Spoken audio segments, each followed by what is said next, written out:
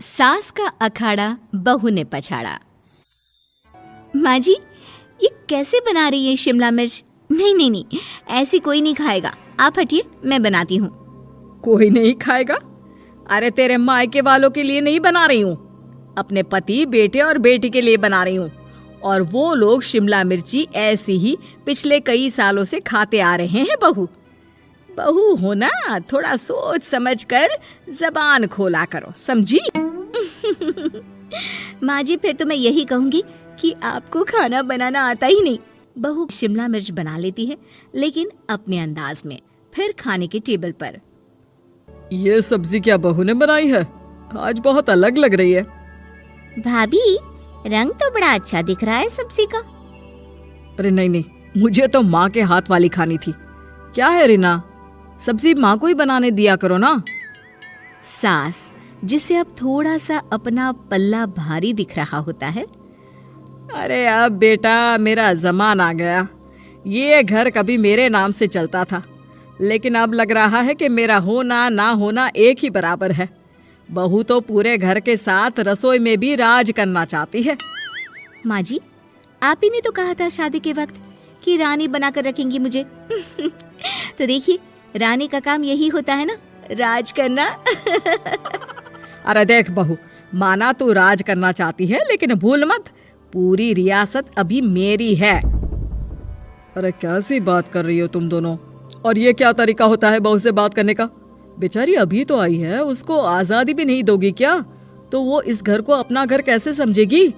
देखिए पापा, माँ सही कह रही है। घर को अपना घर समझी, इसमें कोई बुरी बात नहीं है।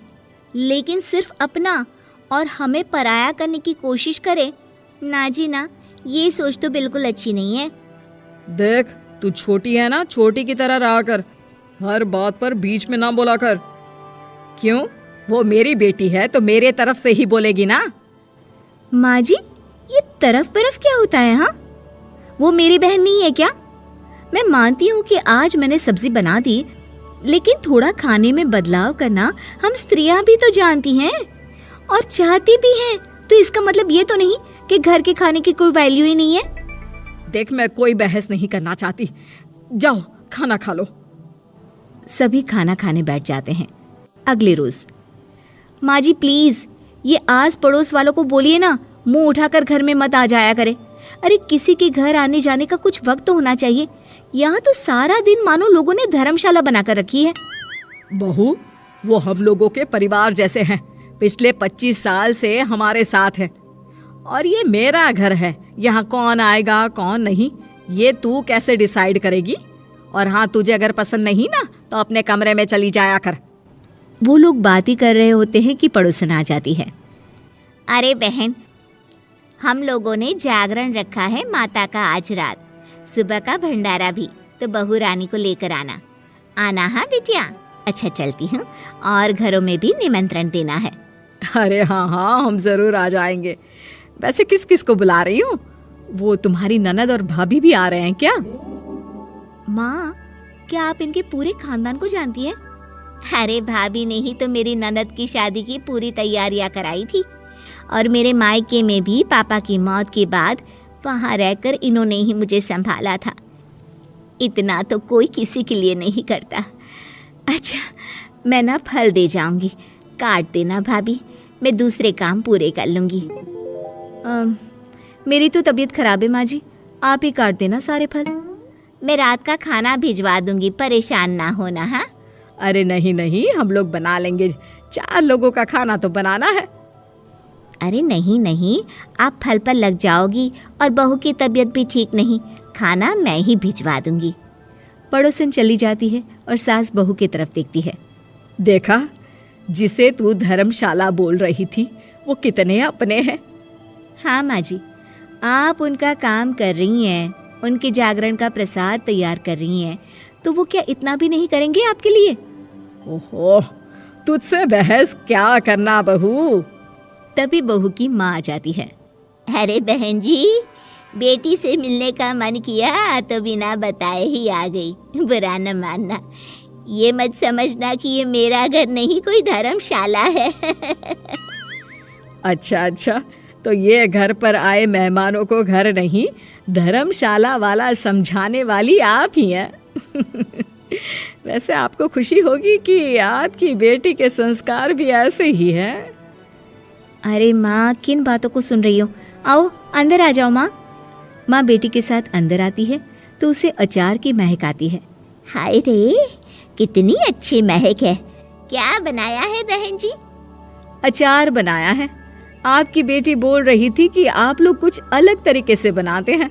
मैं तो बस ऐसे ही। हम लोगों के घर पर तो अचार टिकता ही नहीं है।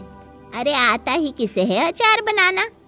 लेकिन जैसे ही बेटी माँ को कमरे में ले जाती है, क्या है माँ, क्यों आ गई यहाँ पर?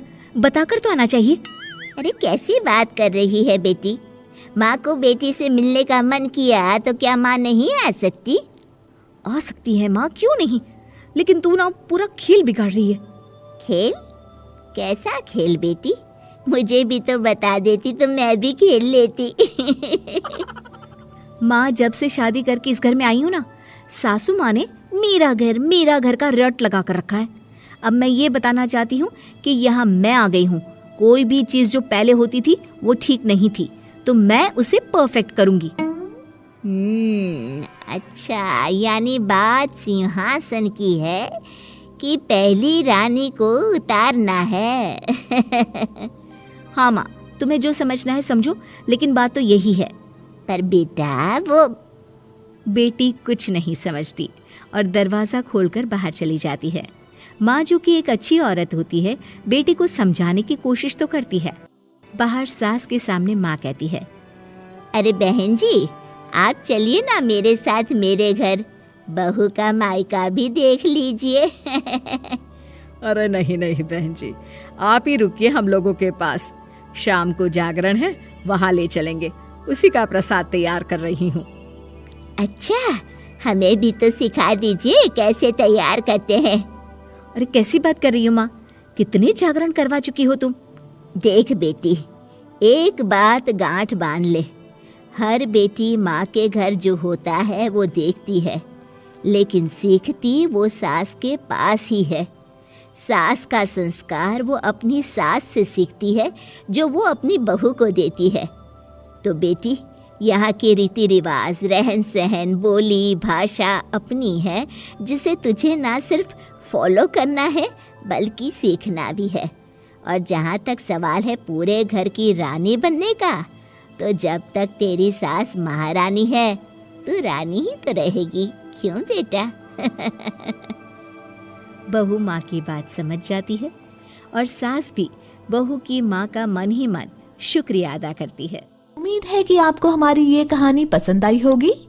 कृपया हमारे चैनल को सब्सक्राइब करें और सभी अपडेट्स के लिए बेल आइकन जरूर क्लिक करें। और हाँ, वीडियो लाइक और शेयर करना मत भूलिएगा। Bye bye.